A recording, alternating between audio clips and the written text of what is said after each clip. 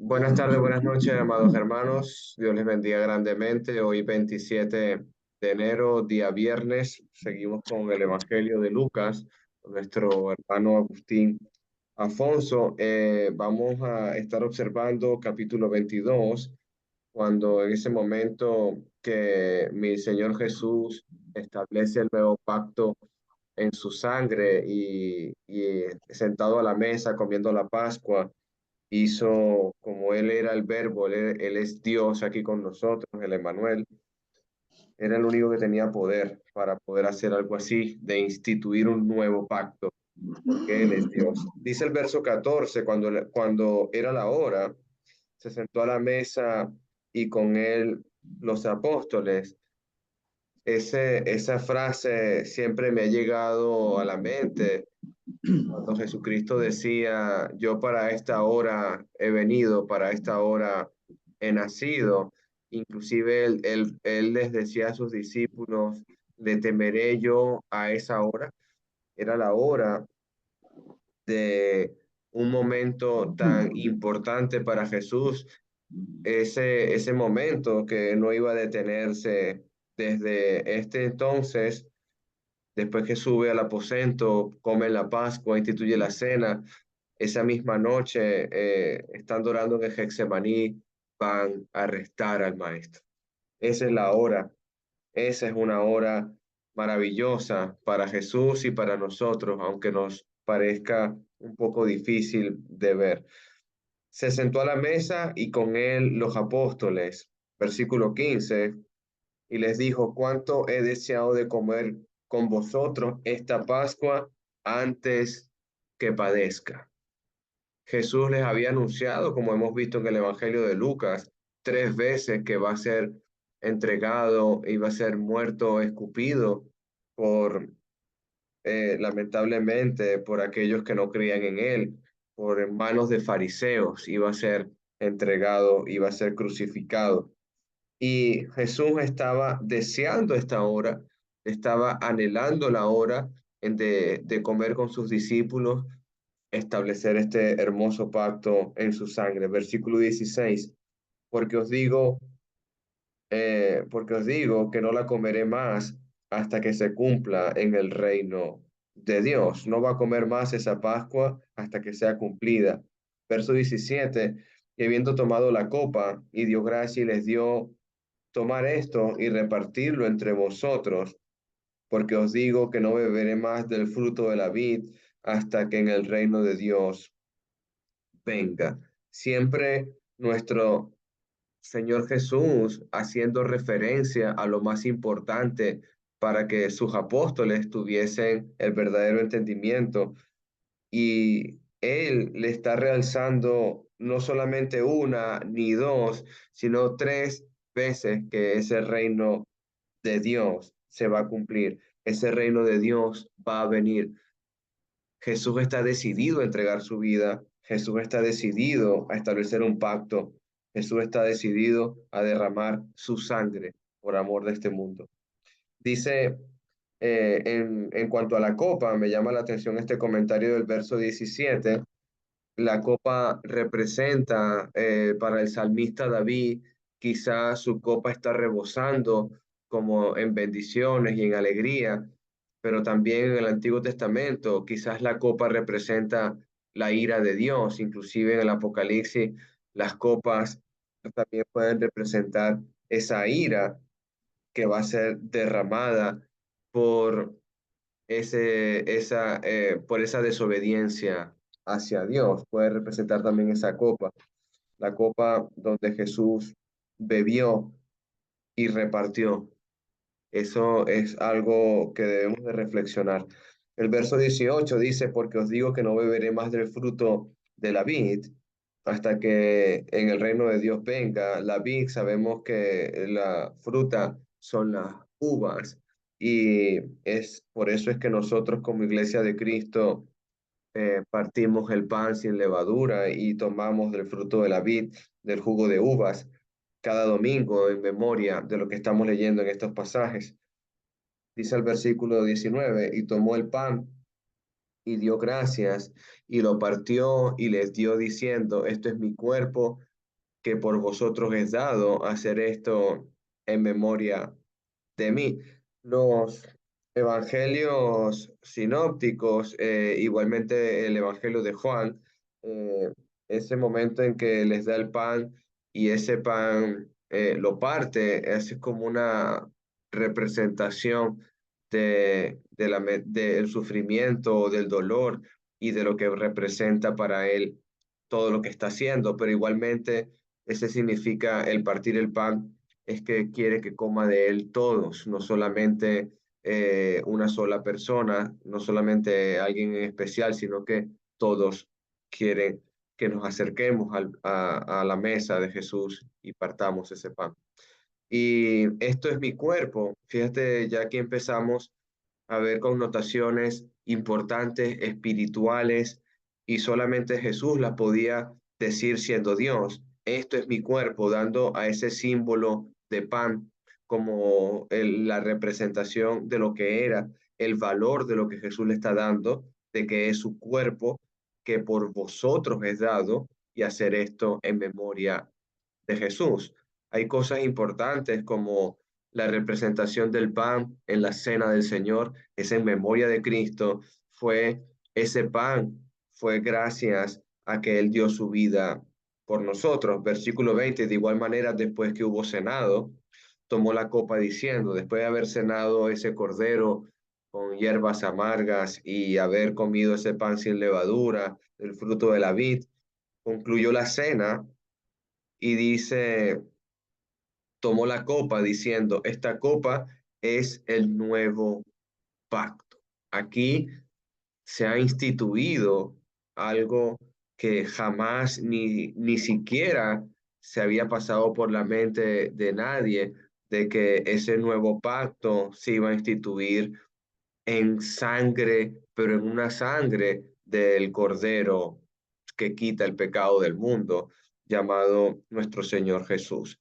Dios es un Dios de pacto, hemos visto muchos pactos alrededor de la historia de la Biblia, pero los pactos que ha hecho Dios con el hombre, por ejemplo, este es mi pacto que estableceré yo contigo y con tu generación, con Noé, por ejemplo, que estudiamos en Génesis con Roberto Miranda, vimos que hay un pacto donde Dios jamás va a raer con aguas del diluvio al hombre y estableceré un recordatorio como el arco en las nubes, por ejemplo.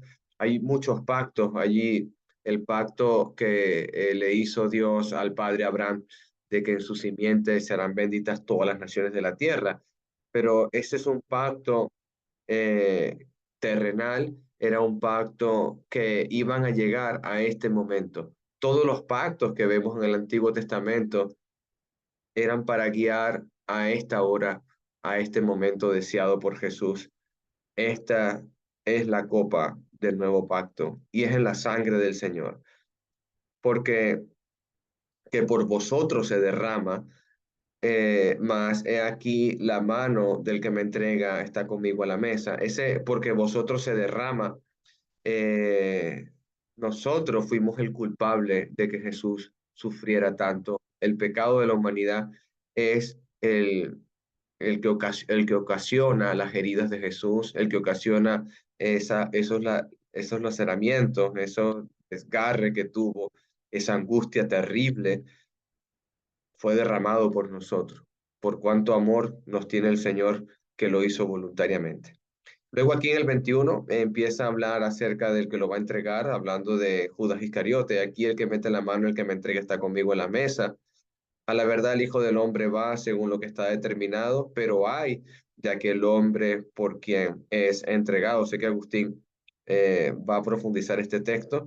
Y versículo 23, entonces ellos comenzaron a discutir entre sí quién de ellos sería el que había de hacer esto. Los evangelios sinópticos, inclusive el evangelio de Juan, habla de que es Judas el que moja el pan conmigo o el que yo le daré este pan mojado en su boca.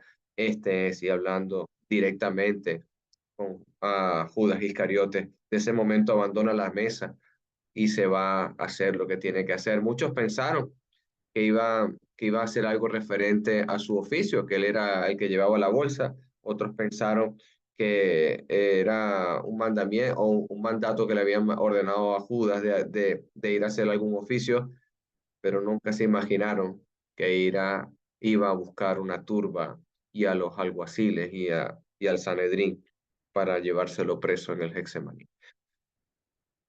Paro aquí, preguntas, comentarios. Los dejo con mi hermano Agustín Afonso.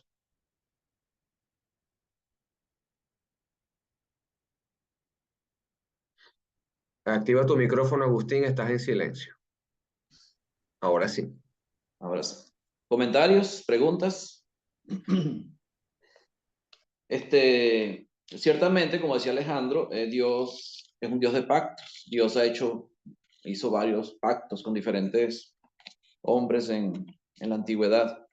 Pero aquí el nuevo pacto tiene que ver con el pacto que Dios le había dado al pueblo de Israel. Era un pacto, ¿verdad? Que Dios había establecido, como dice Hebreos capítulo 9, versículo 14 en adelante. Habla también el capítulo 10, versículo 16 en adelante. Del pacto que Dios había hecho con Israel, ¿verdad? En cuanto a la ley, en cuanto a la ley que Él les había dado. Había hecho un pacto con ellos. Pero cuando Jesucristo muere en la cruz, Él crucifica juntamente con Él ese pacto, esa ley que fue establecida, ¿verdad? Que fue dada al pueblo de Israel. Entonces el nuevo pacto ya es un pacto que se da no solamente con una nación, que era la nación de Israel, sino que ahora el nuevo pacto ya establece una relación con todas las personas del mundo, con todo el mundo. Ya ahí entran todos los que formamos parte de este mundo, entre ellos nosotros que éramos para los judíos gentiles, porque no pertenecíamos al pueblo de Israel. Entonces en el nuevo pacto ya entran todas las generaciones o todas las personas del mundo, la población, que fue la promesa que Dios había hecho desde el principio, la profecía que Dios había establecido. La semana pasada, cuando estuvimos estudiando este texto, hubo la duda en cuanto a comer la cena indignamente. Creo que preguntaron sobre eso, qué era comer, porque aparentemente hay algunas congregaciones donde le dicen a los hermanos que si has cometido pecado, estás en pecado, o sea, no puedes tomar la cena. Eso es lo que creo que fue algo así que comentaron la semana pasada. Y lo vimos en Corintios, 1 Corintios capítulo 11, donde Pablo exhorta y corrige la actitud que tenían los corintios para tomar la Santa Cena. Fíjese, ¿cuál es la razón por la cual ellos celebraban la Pascua? Fíjese que Jesús está celebrando la Pascua, que era una fiesta judía, era la primera fiesta judía, ¿verdad? Empezando el año, que era el mes del Nisan, ¿verdad? El 14 del mes, donde ya no podía haber levadura en el pan, o sea, no podía haber levadura en las casas, y ellos tenían que sacrificar el cordero de esa Pascua, tenían que celebrar. Y el propósito era recordar que Dios los había sacado a ellos de Egipto, de la esclavitud de Egipto, y que los había llevado a la tierra prometida, los había sacado y ellos de la esclavitud y los había hecho libres en la tierra de Canaán, o la tierra que fluía leche y miel. Ese era el propósito, recordar lo que Dios había hecho por ellos y que por la sangre de un cordero que habían matado, o que ellos mataron, ¿verdad? Sus primogénitos no murieron y murieron los primogénitos de todos los demás, tanto de animales como del pueblo de Egipto, la nación de Egipto. Pero ellos no. Ellos tenían que recordar eso todos los años, y el primer mes, el 14 de Nisan, tenían que recordarlo. Ahora, ¿cuál es la razón por la que se toma la Santa Cena y por qué Jesús establece esta Santa Cena? Por eso él dice, ¿cuánto he deseado comer con vosotros esta Pascua antes que padezca? Fíjense que ya él había pasado 3 Pascuas con los discípulos. Juan menciona las 3 Pascuas, aquí solamente se menciona esta última Pascua. Pero él había comido ya 3 Pascuas, o sea, 2 Pascuas, y esta era la tercera con sus discípulos. Pero dice, ¿cuánto he deseado comer esta Pascua antes que padezca? ¿Por qué? Porque él sabía que era su última Pascua iba a ser la última Pascua, ¿verdad? Para el pueblo de Israel, aunque el pueblo que no conocía a Jesús siguió celebrando estas fiestas, ¿no? Pero el caso es que él iba a instituir algo nuevo, iba a hacer algo nuevo, y era prácticamente establecer un nuevo pacto. Ya el pacto viejo había envejecido y ya estaba por desaparecer. Él establece el nuevo pacto, ¿verdad? Pero instituye algo que nosotros tenemos que celebrar no todos los años, como celebraban ellos la Pascua, sino por los ejemplos que encontramos en la Biblia, por lo que vemos según la iglesia primitiva, ellos lo conmemoraban todos los domingos cuando se reunían o se reunía la iglesia. Y era recordar y conmemorar lo que Jesucristo había hecho por nosotros y lo que Jesucristo hizo por nosotros. Por eso él deseaba comer esta Pascua antes de padecer. Porque él dice, porque no la comeré más hasta que se cumpla en el reino de Dios. Se tenía que cumplir en el reino de Dios. Había que comer iba a ser nuevo en el reino de Dios, vino nuevo en el reino de Dios. Ya era diferente, ya era un propósito diferente al que se iba a cumplir en ese momento. Por eso él dice, este pan es mi cuerpo, que por vosotros es entregado. Haced esto en memoria de mí. Versículo 19. Dice, haced esto en memoria de mí. Y el versículo 20, cuando él reparte la copa, él primero reparte la copa y después le dice, esta es la copa del nuevo pacto en mi sangre, que por vosotros es derramada. O sea, todo lo que hacemos nosotros cuando tomamos la Santa Cena es recordar y conmemorar lo que Jesucristo hizo por nosotros. O sea, nuestra mente tiene que estar en el momento en que Jesucristo entrega su vida por nosotros. O sea, el que debemos conmemorar y recordar en ese momento es a Jesucristo. ¿Por qué Pablo en 1 Corintios, él corrige a los corintios en cuanto a la Santa Cena? Porque lo estaban haciendo mal. En el capítulo 11, el versículo 2, él dice, os alabo hermanos porque en todo os acordáis de mí y retenéis las instrucciones tal como os las entregué. Fíjate que él aquí dice, os alabo porque en todo os acordáis de mí. O sea, siempre están recordando al apóstol Pablo y retienen las instrucciones tales como se las entregué. Pero después, en el versículo 17 dice, pero al anunciar esto que sigue, no os alabo. O sea, primero los alaba y por algo que ellos estaban haciendo bien, que era recordar a Pablo y guardar las instrucciones que le había dado. Pero en cuanto a la Santa Cena, él dice, no os alabo, en esto no os alabo. ¿Por qué? Porque lo estaban haciendo mal, no estaban haciendo lo correcto. Dice, porque al anunciar esto que sigue, no os alabo porque no os congregáis para lo mejor, sino para lo peor. O sea, se congregan para lo peor, no para lo mejor. ¿Cuál es la razón de congregarse? ¿Cuál es el propósito de congregarnos los domingos? Es conmemorar a Cristo, recordar el sacrificio de Cristo. El acto central de la reunión dominical es Cristo, es Jesucristo, recordar lo que él hizo por nosotros. El pueblo de Israel tenía que celebrarlo una vez al año, que era la Pascua. Y ellos iban a recordar lo que Dios había hecho por ellos al liberarlos de la esclavitud de Egipto, que estuvieron 430 años como esclavos. Y ellos clamaron a Dios y Dios los liberó, ¿verdad? Ellos tenían que recordar eso o conmemorar eso. Ahora nosotros conmemoramos, ya no es en la salida de Egipto, porque nosotros no somos israelitas. Ya Jesucristo estableció un nuevo pacto y ahora tenemos que recordar es aquel que estableció ese nuevo pacto, que es Jesucristo. Él dice, no os congregáis para lo mejor, sino para lo peor. Pues, en primer lugar, cuando os reunís como iglesia, oigo que hay entre vosotros divisiones y en parte lo creo. Habían divisiones entre ellos. ¿Cómo eran las divisiones? Porque es preciso que entre vosotros haya disensiones para que se haga manifiesto entre vosotros los que son aprobados. Cuando pues os reunís vosotros, esto no es comer la cena del Señor. Esto no es comer la cena del Señor. O sea, la razón de congregarse, ¿cuál era? Comer la cena del Señor. ¿Y qué es comer la cena del Señor? No es simplemente comer, no es simplemente beber. Es un recordatorio, es una conmemoración. Tenemos que conmemorar lo que Jesucristo hizo por nosotros.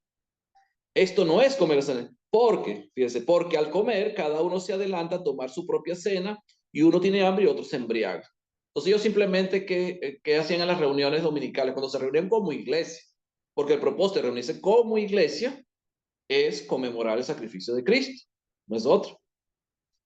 Pero ¿qué hacían ellos?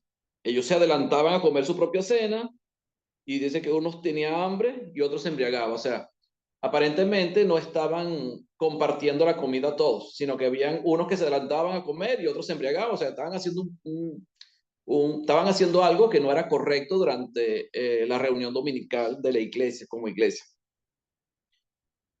Dice el versículo 22, pues que no tenéis casas en que comáis y bebáis, o menospreciáis la iglesia de Dios y avergonzáis a los que no tienen nada. Fíjese que habían hermanos que tenían y otros que no tenían. Entonces los que tenían comían y los que no tenían no comían. O sea, no tenían el propósito correcto, no se esperaban unos a otros. ¿Qué os diré? Os alabaré, en esto no os alabo. Entonces después en el versículo 23 en adelante, él quiere enseñarnos lo que Jesucristo le dejó a él, le enseñó. Dice, porque yo recibí del Señor, fue el Señor mismo que le enseñó a Pablo cómo era la institución, la cena del Señor, cómo se debía practicar la cena del Señor, de qué manera. Y él lo explica de la misma manera como Jesucristo se lo explica a sus apóstoles. Dice, y habiendo dado gracias, porque yo recibí al Señor lo mismo, lo que también os he enseñado, que el Señor Jesús, la noche que fue entregado, tomó pan, y habiendo dado gracias, lo partió y dijo, tomad, comed, esto es mi cuerpo que por vosotros es partido. Haced esto en memoria de mí. O sea, sigue haciendo memoria de mí. O sea, hagan esto en memoria de mí. Así me tomó también la copa después de haber cenado, diciendo, esta copa es el nuevo pacto en mi sangre. Haced esto todas las veces que la vivieres en memoria de mí. Entonces, tanto el pan como el fruto de la vid o la copa se hace en memoria de mí. Entonces el propósito no es comer simplemente, no es beber simplemente, es conmemorar, es recordar. Así pues, todas las veces que comieres este pan y bebieres esta copa, la muerte del Señor anunciáis hasta que Él venga. Entonces, ¿qué anunciamos? Que Jesucristo hizo por nosotros eso, que Él murió por nosotros. Eso es lo que recordamos, eso es lo que anunciamos. Jesucristo murió por nuestros pecados. Después dice el 27, de manera que cualquiera que comiera este pan o bebiera esta copa y del Señor indignamente, será culpado del cuerpo y de la sangre del Señor. Ahora, ¿qué es indignamente? ¿Qué entendemos por indignamente? No con el propósito que es. No con el propósito correcto. ¿Qué es lo que estaba pasando según el contexto de este capítulo? Que ellos no estaban comiendo la Santa Cena con el propósito correcto. Estaban simplemente llevando comida a la reunión y estaban llenando su estómago. Eso es lo que estaban haciendo.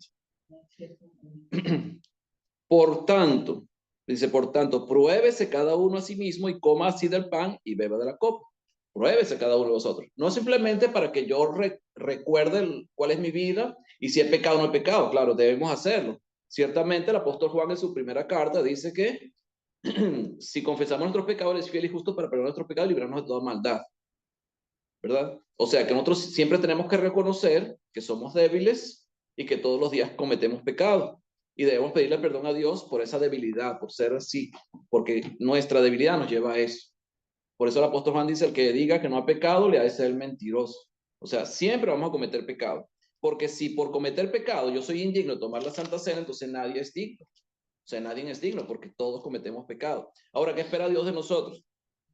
Que reconozcamos eso, que somos pecadores, que necesitamos a Jesucristo, que por Él es que podemos ser salvos, no por mi propia condición, no porque yo soy bueno.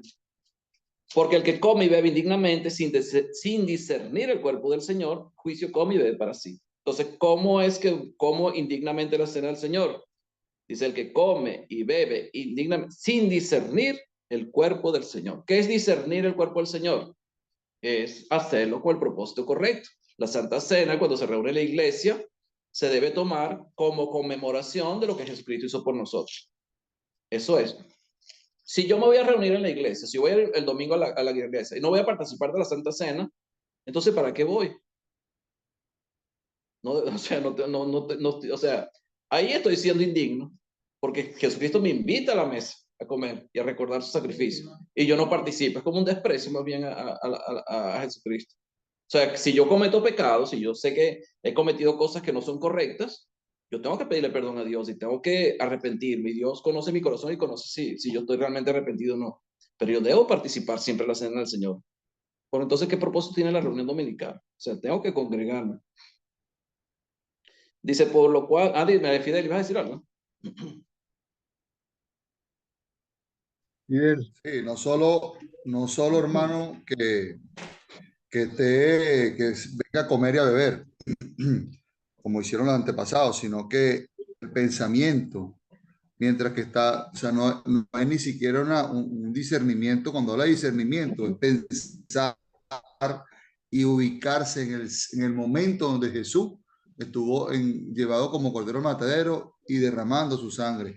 Ese pensamiento debe estar en nuestra mente. Entonces, que en vez de estar en nuestra mente ese pensamiento, está pensando en que voy a comer o en que voy a lavar, voy a planchar, voy a hacer esto, voy a hacer lo otro. Entonces, en ese momento es que también es parte de lo indigno de tomar la cena de esa manera, porque tu pensamiento no está ubicado donde debe ser, sino en otras cosas que no es, que no es, no es lo propio para el momento de la cena del Señor. Esa es una de las cosas que muchas veces hay, no, y mucha gente, tú la ves, se tragan el pan, se tragan el jugo y ya, y listo. Ajá, pero tú discerniste del cuerpo, sabes el propósito que significa esto, o sea, ¿qué hiciste? Eso es importante también que lo conozcamos y que lo prediquemos cuando vayamos a hablar de la cena del Señor. Exactamente. Y después dice el versículo 20, por lo cual hay muchos enfermos y debilitados entre vosotros y muchos duermen. ¿Debilitados en qué? No es que por el hecho de que yo coma indignamente la cena del Señor, mi cuerpo va a quedar débil, pero mi fe sí. Se debilita mi fe. Dime, Alejandro. Hermano, debilitado espiritualmente. Claro, espiritualmente, lógico. Espiritualmente. Porque si yo como mucho, voy a engordar y físicamente puedo tener fuerza. Pero espiritualmente, estoy mal. Estoy muy mal, estoy debilitado. Hay muchos enfermos y debilitados entre vosotros y muchos duermen. El dormir sabemos lo que significa. O sea, dormir aquí no está hablando de sueño. Normalmente se habla de el descanso de la muerte, pues, es el dormir. Y muchos duermen. O sea, no sé si él se está refiriendo a que mueren espiritualmente por el hecho de estar apartados de Dios por hacer las cosas indignamente, o está hablando de la muerte física, ¿no? La verdad que no estoy muy seguro en este texto. Pero dice el versículo 31, si pues nos examinásemos a nosotros mismos, no seríamos juzgados.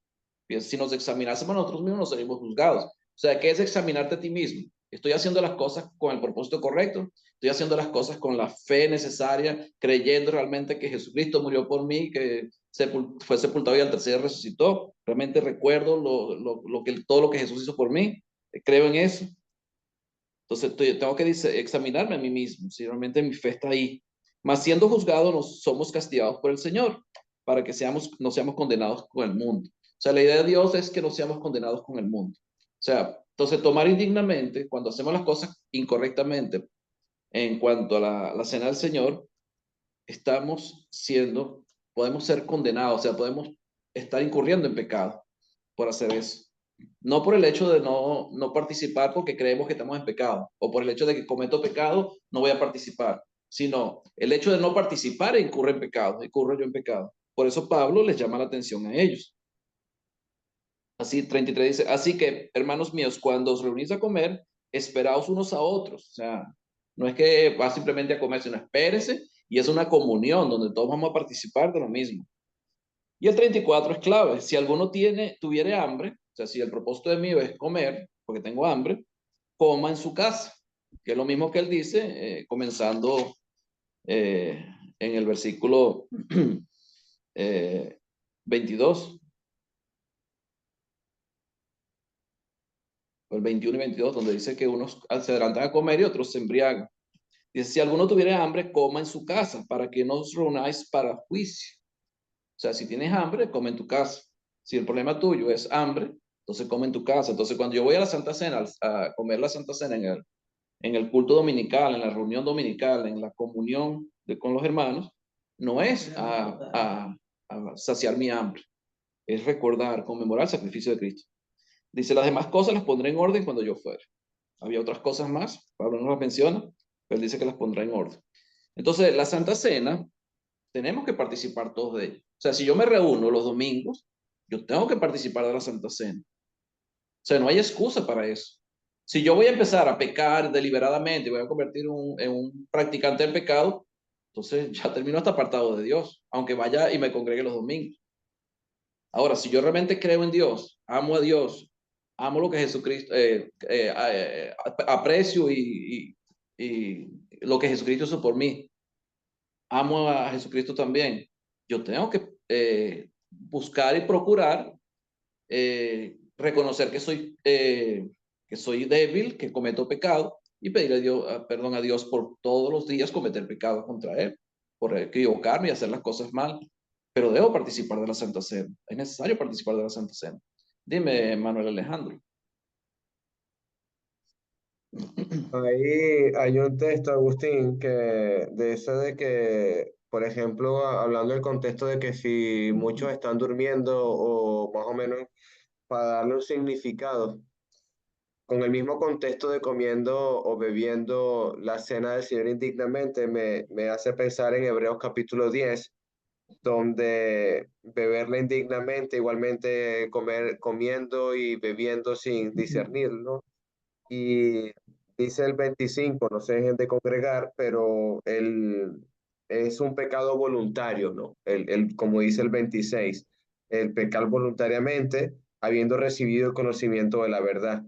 Entonces, y el 29 diciendo, ¿cuánto mayor castigo pensáis que merecerá al que pisoteare el Hijo de Dios y tuviere por inmunda la sangre del pacto, en el cual fue santificado e hiciera frente al Espíritu de gracia?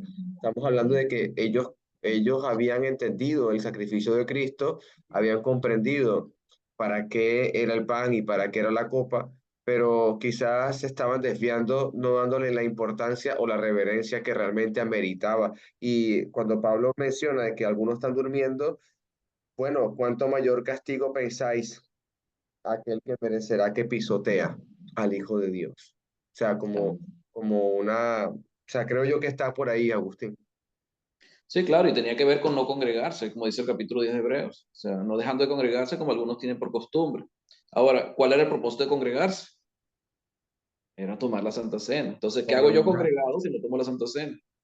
No hay razón de ser, pues. O O sea, sea, inclusive hay hermanos que a veces me han dicho, y bueno, nos ha pasado Agustín junto inclusive, que han pensado que la cena es para perdón de pecados.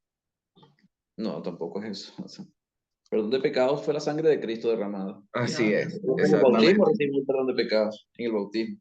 Pero exactamente. la Santa Cena es un mandamiento donde recordamos. Jesucristo lo instituye para que recordemos. Ahora, ¿cuál es el propósito de recordar eso siempre? Que nuestra fe se alimente. Fíjese el versículo 5 del capítulo 13 de 2 de Corintios. 2 de Corintios, capítulo 13, versículo 5. Dice, examinaos a vosotros mismos si estáis en la fe. Examínense ustedes mismos si están en la fe. O probaos a vosotros mismos. O no os conocéis a vosotros mismos que Jesucristo está en vosotros, a menos que estéis reprobados. Forma de pregunta. O sea, examínense. ¿Realmente estoy en la fe? Entonces, el propósito de congregarme todos los domingos, tomar la Santa Cena, escuchar el estudio bíblico, participar de los cantos, o sea, todo lo que es la adoración que se hace los domingos, tiene un propósito y es alimentar mi fe todos los domingos, o sea, alimentar esa fe. Por eso es que cuando se hace indignamente, sin discernir el cuerpo de Cristo, sin el propósito debido, hay muchos debilitados y otros enfermos y otros duermen. Yo imagino que gente que hasta termina apartándose de Dios por esa razón, porque no han discernido el cuerpo de Cristo, están haciendo las cosas de manera equivocada. Es lo que yo entiendo ¿Me en ese permites texto. un segundito, Agustín? Dígame, hermano Roberto. Ah, hay varias cosas aquí, o sea, a mí no me gusta mezclar la gimnasia con la magnesia. Ujú. O sea, y una cosa es la hipocresía y otra cosa es el pecado voluntario y otra cosa, y todos estos aparecen aquí en esta situación y pueden ser o el otro. Por ejemplo, cuando habla de que algunos duermen, ¿verdad? Y otros están enfermos, y como tú dices, está hablando figurativamente. Acuérdate que en Malaquías, del capítulo 1, cuando habla, se queja del sacerdocio, en el capítulo 1, el versículo 6, dice, el hijo honra a su padre, el siervo a su señor. Si yo soy padre, ¿dónde está mi honor? Si yo soy padre, si yo soy señor, ¿dónde está mi temor? Dice el Señor de los ejércitos a ustedes, los sacerdotes, que desprecian mi nombre. Pero ustedes dicen, oye bien, ¿en qué hemos despreciado tu nombre? O sea, aquí el pecado es que esta gente no se da cuenta, están dormidos, no se dan cuenta de que están pecando, están dormidos, y fíjate lo que dice, porque ellos preguntan, ¿en qué te hemos deshonrado? Y aquí dice, en que dicen que la mesa del Señor es despreciable. Y cuando presentan, o sea, nada más hasta ahí, en que dicen la mesa del Señor es despreciable. Ahora, la mesa era para comer los panes, ¿verdad? Esto está hablando de las fiestas de los panes y levaduras. No le daban la atención necesaria. Aquí estamos hablando de celebrar la Pascua, ¿verdad? es lo que estaban haciendo los judíos en el día de que se reunieron en Jesús para la última cena. Pero inclusive ahí el judío no estaba discerniendo lo que estaba pasando. La indignación es como tú decías, que no se daban cuenta de lo que estaban haciendo. Es la verdad. Pensando en otras cosas, en qué voy a cocinar, qué voy a comer, qué voy a hacer después de que salga de aquí, y no dándose cuenta de lo que era, lo que estaba diciendo específicamente de lo que iba a hacer. El otro asunto, claro, el aspecto de la hipocresía, no nos olvidemos del mandamiento, según 1 Timoteo 1:5, que es muy general, pero dice: el propósito de nuestra instrucción es el amor nacido de un corazón puro, de una buena conciencia y de una fe sincera. O sea, la hipocresía en sí es un pecado, ¿verdad? La hipocresía de aparentar hacer lo que uno está bien cuando uno está mal, no funciona, tiene que ser conforme, o sea, Dios no acepta una adoración hipócrita, no acepta un servicio hipócrita, no le interesa. Aquel que está tratando de hacer las cosas según, ese era el fariseo, que lo hacía según la apariencia, no lo hacía de corazón, ¿verdad? Dios juzga el corazón, 1 Corintios 4, 5 y 6, ¿verdad? Dios busca el intento del corazón, eso es lo que le interesa a Dios. Desde el punto de vista de hipocresía, lo podemos ver de los dos lados. Pero la cena del Señor, de todos modos, puede ser afectada por los dos lados. Por ignorancia, ¿verdad? O sea, ignorando, más bien diciendo, haciéndose ignorantes, o pensando en otras cosas, no discerniendo, estar dormidos a la hora de tomar la cena, ¿verdad? O estar en pecado y tratar de aparentar que están haciéndolo bien. Las dos cosas son reprobables en cualquiera de los casos. Entonces, obviamente, el propósito es hacerlo sinceramente, hacerlo discerniendo, despiertos, alertas y entendiendo lo que estamos haciendo. No sé si eso ayuda o les descompensa un poquito más, pero ya añadir eso. Aquí el que enreda soy yo, usted es el que aclara, hermano. Oh, hermano. Tratando de añadir, a ver si entiendo. O no Bueno, entiendo. si no hay más preguntas, creo que ya con esto ya tenemos suficiente. Yo creo que ya. Si hay preguntas o comentarios, lo pueden hacer. No hay ningún problema. Si no, pasamos al al versículo 24 hasta el versículo 30, aunque ya por la hora son las 8:50 aquí. ¿Quién puede leer versículo 24 al versículo 30? Lucas capítulo 22. Lo leo, hermano. Lea, hermana. Ya va que me tenía el hermanito Alejandro en Éxodo. Ajá. ¿Qué hace usted metido en eso, hermano? Estaba en Éxodo. Capítulo 22 desde él. 24 al 30. Listo. La grandeza en el servicio. Hubo también entre ellos una disputa sobre quién de ellos sería el mayor. Pero él le dijo: los reyes de las naciones se enseñorean de ellas, y los que sobre ellas tienen autoridad son llamados bienhechores. Mas no así vosotros, sino sea el mayor entre vosotros como el más joven, y el que dirige como el que sirve. Porque, ¿cuál es mayor y que se sienta en la mesa ¿cuál es mayor? ¿El que se sienta en la mesa o el que sirve? ¿No es el que se sienta en la mesa? Mas yo estoy entre vosotros como el que sirve. Pero vosotros sois lo que habéis permanecido conmigo en mis pruebas. Yo, pues, os asigno un reino, como mi Padre me lo asignó a mí, para que comáis y bebáis a mi mesa en mi reino, y os sentéis en trono juzgando a las 12 tribus de Israel. Amén. Fíjese la actitud que tenían los apóstoles en plena celebración de la Pascua, cuando Jesús instituye la cena del Señor. Fíjese un texto clave, el versículo 18. Dice: porque os digo que no beberé más del fruto de la vid hasta que el reino de Dios venga. Entonces Jesucristo está anunciando que el reino de Dios iba a venir, que era lo mismo que predicaba Juan el Bautista, lo que mismo predicaba Jesús, ¿verdad? El reino de Dios se ha acercado, Juan el Bautista, Jesús, ellos predicaban acerca del reino de Dios que estaba cerca. Y él dice, no beberé más del fruto de la vid hasta que el reino de Dios venga. Y entonces ellos empiezan a discutir entre ellos, o sea, están escuchando a Jesucristo, hablando de la Pascua, hablando del pan que representaba su cuerpo, hablando del fruto de la vid, que era el nuevo pacto en su sangre. Y ellos empiezan a discutir quién de ellos iba a ser el mayor. ¿En dónde? ¿El mayor dónde? En el reino, ¿verdad? Que Jesucristo estaba anunciando. Tenía que ser en el reino. Fíjese ahí mismo en Lucas capítulo 9, el famoso capítulo 9 de Lucas, versículo 48, 9.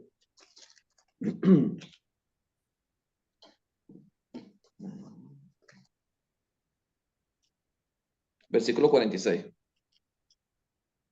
Versículo 46 dice, entonces entraron en discusión sobre quién de ellos sería el mayor. Y Jesús, percibiendo los pensamientos de sus corazones, tomó a un niño y lo puso junto a sí y les dijo, cualquiera que reciba a este niño en mi nombre, a mí me recibe, y cualquiera que me recibe a mí, recibe al que me envió, porque el que es más pequeño entre todos vosotros, ese es el más grande. Entonces, ellos simplemente buscaban posiciones de privilegio dentro del reino. Ellos no entendían, a lo mejor no entendían cómo era el reino que Jesucristo venía a establecer, que ya estaba cerca. Dice, porque no lo veré más hasta que el reino de Dios llegue o venga. Entonces ya era algo que iba a venir prontamente, según lo que ellos pensaban. Entonces ellos empiezan a discutir quién sería el mayor, porque eran 12, aunque Judas ya me imagino que ya había salido ya de la cena. Pero ellos querían saber quién era el que iba a ser mayor en ese reino de Dios. Y Jesucristo, la enseñanza que les da es que el mayor en el reino de Dios no es el que no es el que es servido, sino el que sirve, porque esa es la grandeza realmente en la persona, en lo que es un cristiano, es servir. Y él pone como ejemplo los reyes de las naciones, en el versículo 25. Pero él les dijo, los reyes de las naciones se enseñorean de ellas y los que sobre ellas tienen autoridad son llamados bienhechores. Entonces hay gente o reyes que son los que se enseñorean, se convierten en dueños de las naciones, son los que mandan, son los que son servidos por la nación, aunque son llamados bienhechores, pero son servidos por la nación. Dice, mas no así vosotros. O sea, ustedes no es así. Usted no va a funcionar así. Ellos todavía no habían entendido de qué reino hablaba Jesús. Pero él está diciendo, así no funciona en el reino de Dios. Así no es como funciona, no es como funciona en el mundo. En el mundo funciona de esta manera, pero a usted no le va a funcionar de esa manera, no es lo mismo, no es igual. Sino sea el mayor entre vosotros como el más joven y el que dirige como el que sirve. O sea, el que sea el mayor como fuera el más joven y el que dirige como el que sirve. O sea, es todo lo contrario de lo que es la grandeza dentro del mundo. O sea, lo que conocemos acá en el mundo. Uno para ser grande en el mundo tiene que llegar a posiciones altas como los reyes, como los que mandan, como los que gobiernan las naciones y ser servidos por la nación.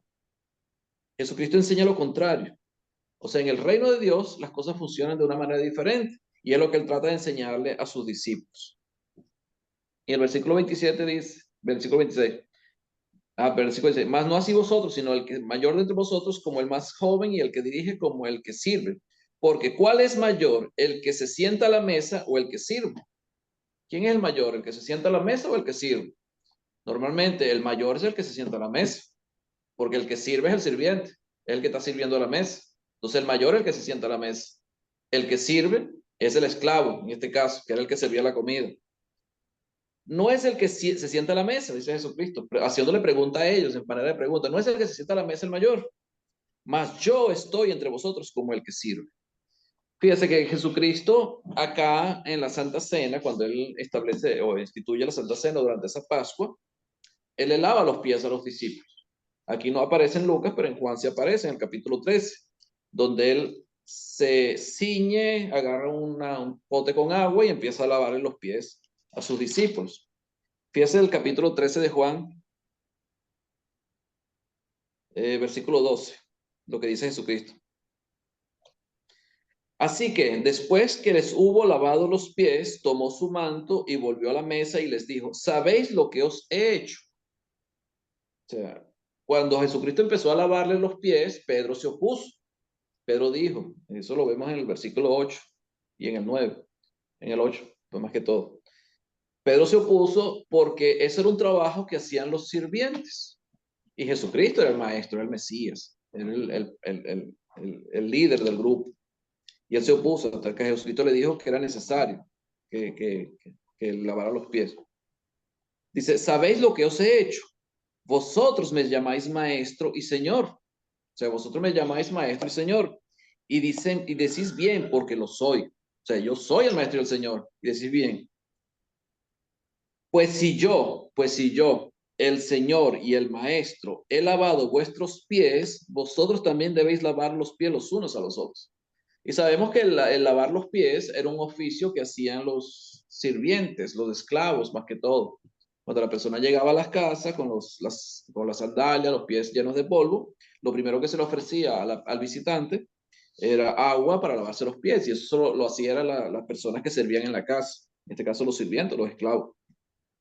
Y Jesucristo les está enseñando algo a ellos, que Él es el maestro y es el Señor, es el más grande entre ellos. El más grande era Él. Pero si yo le lavé los pies a ustedes, siendo el maestro y el Señor, ustedes tienen que hacer lo mismo. Porque ejemplo, dice el versículo 15, porque ejemplo os he dado para que como yo os he hecho, vosotros también hagáis. De la misma manera como yo hice, ustedes también hagáis. Por eso aquí en el versículo 27 de Lucas, capítulo 22, él dice, porque ¿cuál es mayor, el que se sienta a la mesa o el que sirve?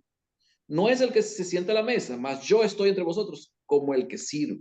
¿Por qué? Porque él en ese momento, durante esa Pascua, él fue el que le lavó los pies a ellos. Entonces le está dejando un ejemplo y le está dando una enseñanza. A lo mejor después que ellos discutían entre ellos, fue que él se paró a lavarle los pies. ¿Por qué? Porque Jesucristo no solamente enseñaba con palabras, sino enseñaba con ejemplo. Yo creo que el ejemplo deja mucha más enseñanza que las mismas palabras. Entonces él tenía que enseñarles a ellos cuál era la grandeza del reino de Dios, cuál es la grandeza del cristiano, cuando un cristiano realmente es grande en el reino de Dios. Y la grandeza está en el servicio. Y él dice, si yo lo hice así con ustedes, ustedes también tienen que hacerlo de la misma manera. O sea, el que quiera ser grande, que sirva a los demás. Y hay varios textos que hablan de eso. No sé si quieren hacer comentarios sobre esto. ¿Comentarios o preguntas? En Marcos también, en Marcos 10, Ajá. Lucas 17:10, hermano. Dios también. 17:10.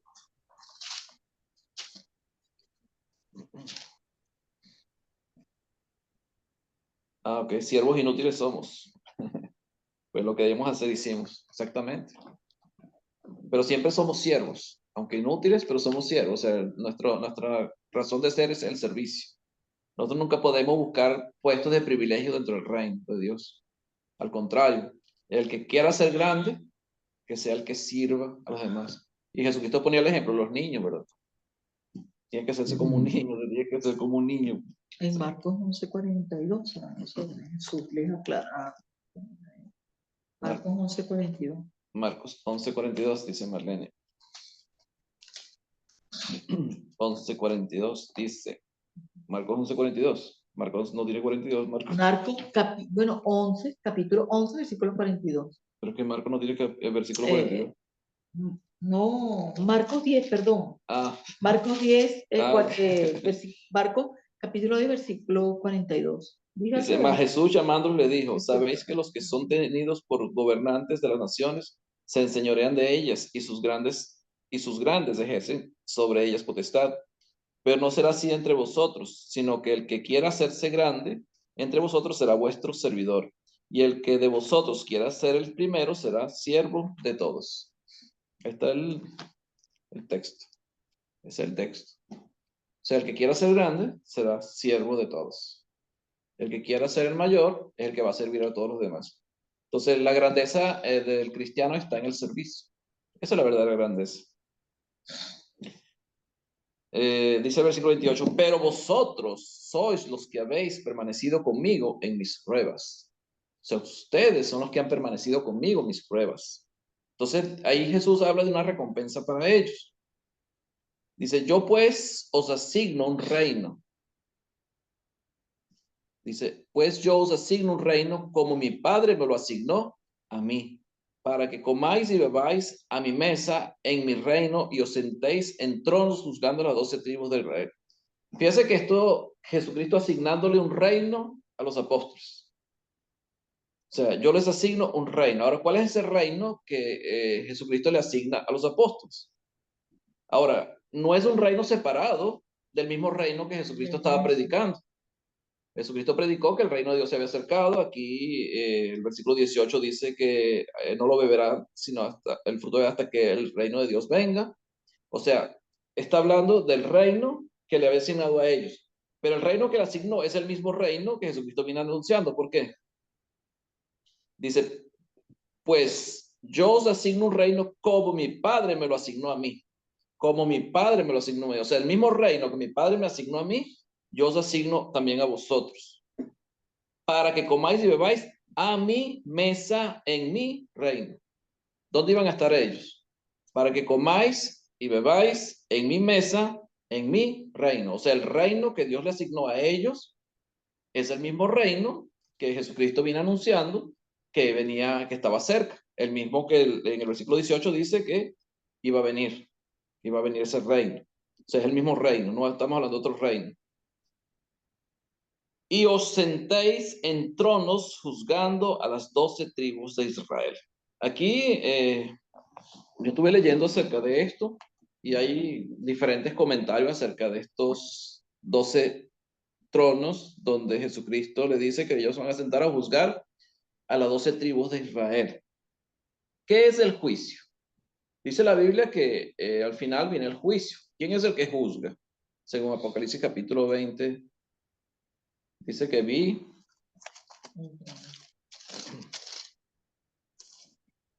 en el versículo 11 de Apocalipsis 20, dice, y vi un gran trono blanco y al que estaba sentado en él, de delante del cual huyeron la tierra y el cielo, y ningún lugar se encontró para ellos.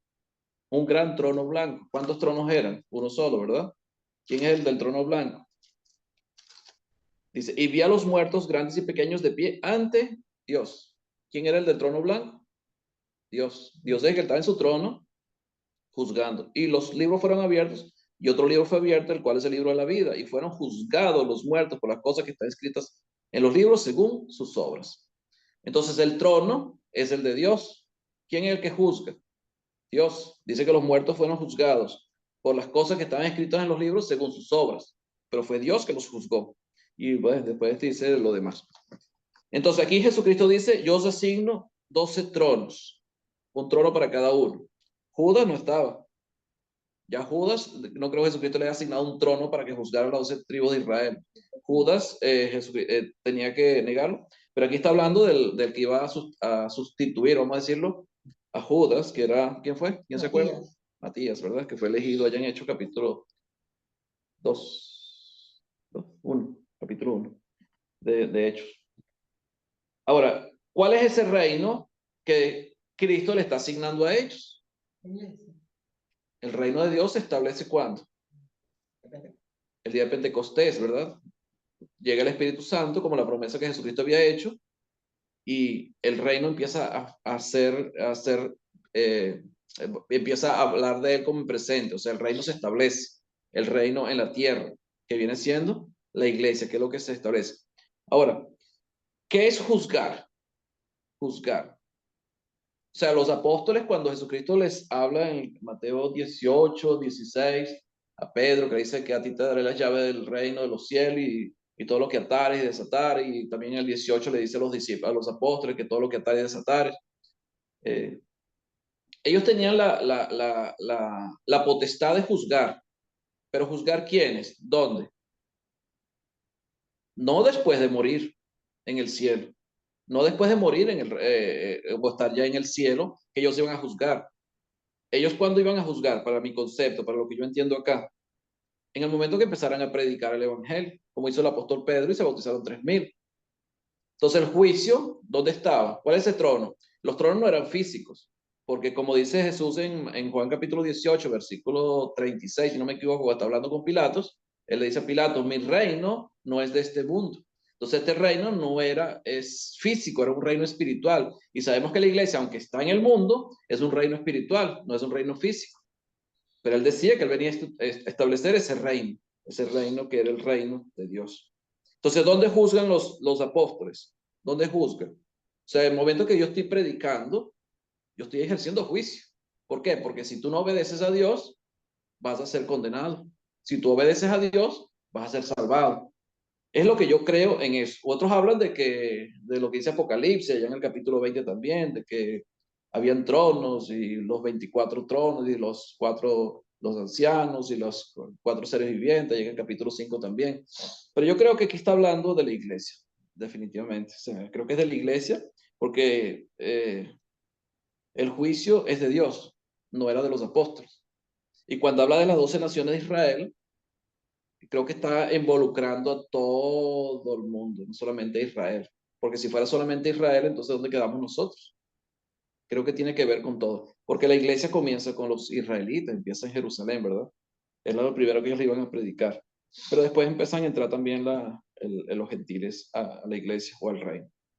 No sé si el hermano Roberto tiene algún comentario sobre esto, porque yo en radio estoy aclaro, hermano.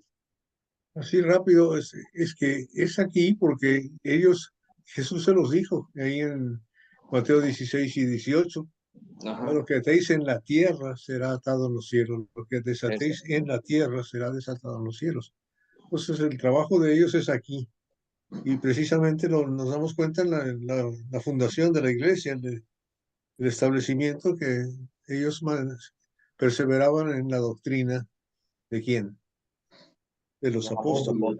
De los apóstoles. Y el mismo Juan, en segunda de Juan, dice, el que no persevera en la doctrina, no tiene al Hijo, no tiene a Dios, no tiene a Dios. Entonces la doctrina es de Cristo, pero está administrada por estos 12 que se convierten en jueces aquí en la tierra. Ellos tenían el poder. Es más, uno se da cuenta claramente cómo funcionaba ese poder con la autoridad que tuvo Pedro con Ananías y Zafira, ¿verdad? Exactamente. Donde cayeron petateados en un solo, de uno solo, como dicen los hondureños y salvadoreños, De uno solo. de un solo. Vamos. Sí, sí, ciertamente. Y nosotros también tenemos claro, ellos tenían la revelación, porque ellos fueron los que predicaron por primera vez y escribieron y Dios los guió. Y nosotros también tenemos ese poder de juzgar cuando leemos la escritura y cuando predicamos el evangelio a las personas. O sea, la persona Y perdón, una cosa más, Agustín, en Romanos 1:16 nos dice que en el Evangelio, que es lo que ellos tenían que predicar, se revela la justicia de Dios. Exactamente. Ahí está otra vez, ahí está claramente que es juicio, ¿verdad? Es pacto, es juicio, es un nuevo pacto y seremos juzgados por él, ¿verdad? El mismo Jesús dice en Romanos 12:50, 48 o 50, ¿no? Las palabras que yo he hablado, esas le juzgarán en el día postrero, ¿no? Las palabras de Cristo, o sea, viendo que el juicio no tiene que ver con Moisés, no tiene que ver con Noé, no tiene que ver con Adán, no tiene que ver con nada en el Antiguo Testamento, Exactamente. sino con el juicio según el nuevo pacto. Exactamente. Eso es correcto. Así es. ¿Preguntas o comentarios? Creo que ya nos pasamos la hora, Alejandro. Había 11. ¿Algo más que añadir, Agustín? Creo que no. Si no, voy a seguir enredando la cosa. Bueno, vamos a parar aquí, damos por terminada la clase, damos